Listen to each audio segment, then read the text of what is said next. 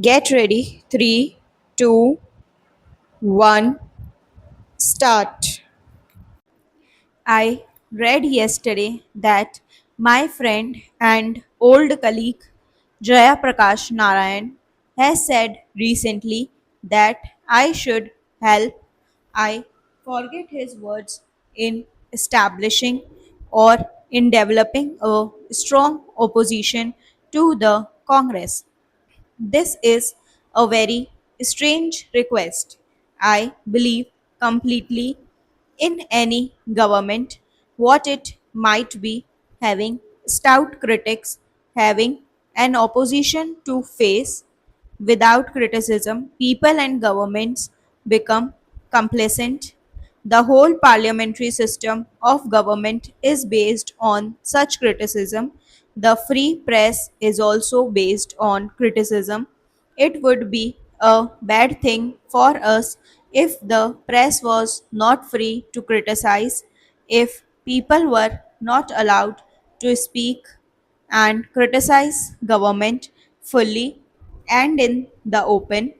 It would not be parliamentary government. It would not be proper democracy. I welcome criticism in parliament.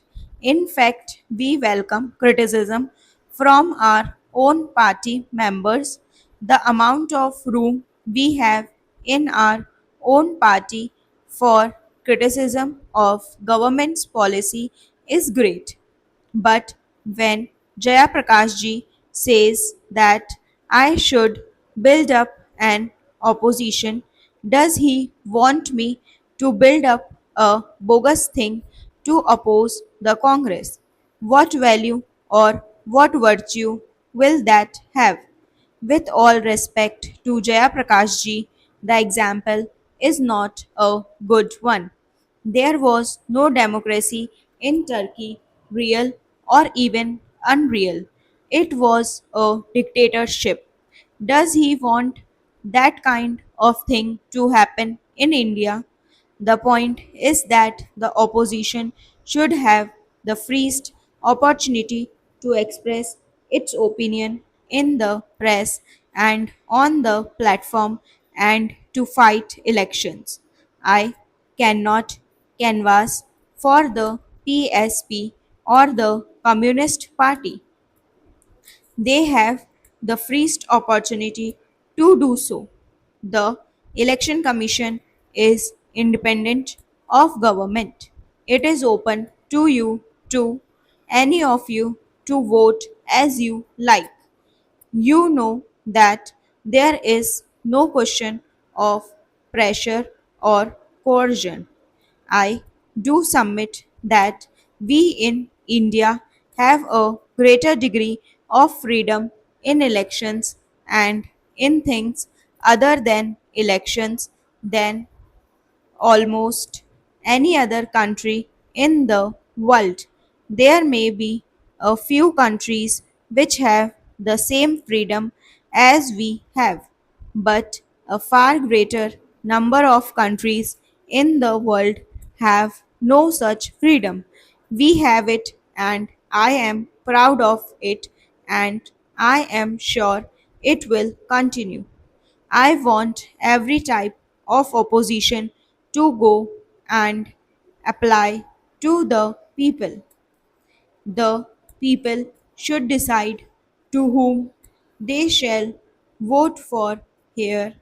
Para Jayaprakash ji says it would be good for the Congress to be defeated.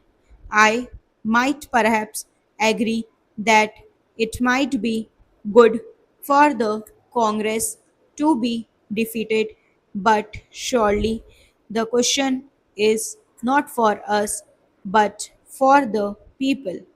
The issue is what is good for that country, not what is good for the Congress. Our friends like Jayaprakash ji have got so entangled in their dislike of the Congress that they have forgotten such a thing as India and the good of India. It is my belief that if by any mischance the Congress was defeated, it would be very bad for India. I do not say that congressmen are better people than others. There are good men in other organizations. There are patriots in other organizations. It is not a question of personal friendship.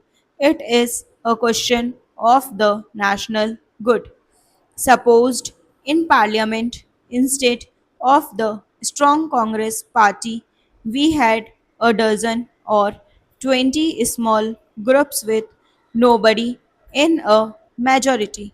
What would happen?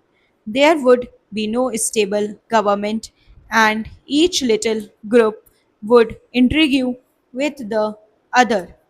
There would be offers of ministerships for people who gave up a party to join another.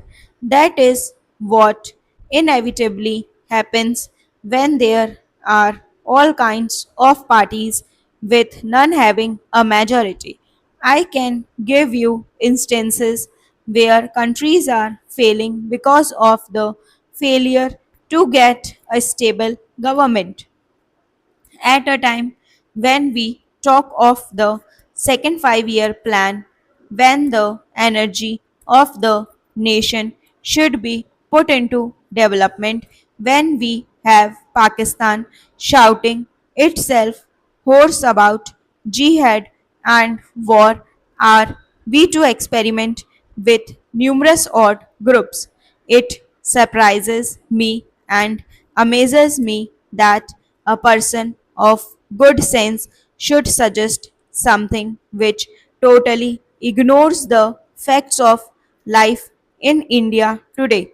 The facts of life are these that we have to fight a tremendous opposition in India, not any political party, but our own failings, our own liability to go wrong, our disruptive tendencies are communalism, are provincialism, are casteism, our readiness even to break into violence, and so many other things.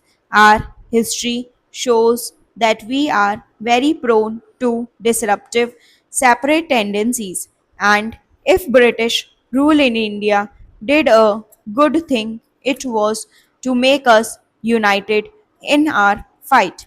But really, the first effective mass scale attempt to build up this unity was by Gandhiji under and within the Congress. It brought results, and yet you see how soon such unity goes to pieces. Take the question of a state's reorganization. Whether the decision was right or wrong, is it not fantastic for people to commit violence for that stop?